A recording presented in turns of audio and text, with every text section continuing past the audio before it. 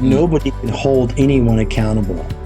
We can do things that we hope they'll want to rise up and be accountable for it. But at the end of the day, let's say you have an employee and you say, I want these reports every Friday. Friday comes along, they don't do it. And on Monday, you're like, where's that report? I didn't get a chance to do it. I wanted it every Friday. I'm serious, Joe. And now you're raising your voices and now you're getting all mad and you're threatening them. I want you to do this. Oh, you got to hold that. And the next week it doesn't come again. They're still not doing it. They're still not being accountable. And you're not being accountable either because you're not figuring out, well, Joe, why isn't the report getting done? Well, I don't have the documents. My computer doesn't work. And I was told not to do that report by finance, so they won't let me get in to do it. And so you're not even proactively going far enough to know what's going on.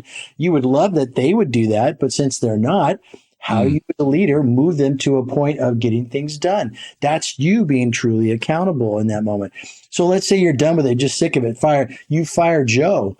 Well, now you're the one being accountable. Joe leaves, just takes his lack of accountability somewhere else and goes to work for another company. He's still not any more accountable. So the reality is you can't make anyone be accountable, but you can create a place where people want to be accountable, where you want to be accountable to your wife and you say, hey, here's what I'm doing. And she's like, okay. And you said, I'm going to check with you every Thursday. I'm going to give you this information. I'm going to tell you this, whatever. And then you do it. And she's not going to have to go, well, did you do it? Well, that's not her job. That's you're expecting her to babysit you and we're not babies anymore. Doesn't work that way, so right? When you truly own it, and it is yours, that's the definition of accountability. You're the one who sets a reminder in your phone, Thursdays at 2:00, do this.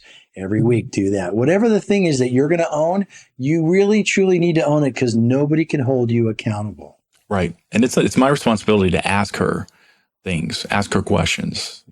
What do you like? What things, just getting feedback from her. And then it's up to me to take that on and, oh, okay. Well, you like it when I buy you flowers, just giving an example, and take ownership of that and do it. And listening. The proactive nature of that, you're asking the question proactively rather than when she's mad. Well, okay, she's mad. I'll go get her some flowers.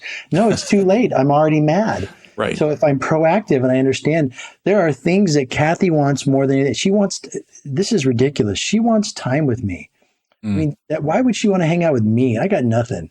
She loves me so much. She just values time with me. Isn't that awesome? To have a wife who just wants to be with me. But I think I got to do a chore. I got to fix something. I got to work hard to provide for the family. Dudes do that a lot of times. I'm working hard for the family. The family doesn't care that you're working hard. The family wants you home for dinner.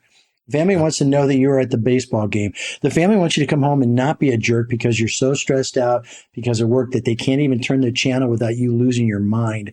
These are the things that your family truly cares about. But we make excuses for why we're doing something that we shouldn't be doing or not doing the things we should be doing. And we throw it under the guise of, well, I'm being responsible for my family's future. Well, be accountable for the life that you are going to live. You created children. Be a dad. You got married. Be a husband. These are the things that you're supposed to do proactively because this is the life that you own. Stop trying to optimize a crappy life. Step back and create the one you really want and then proactively do the things to get that.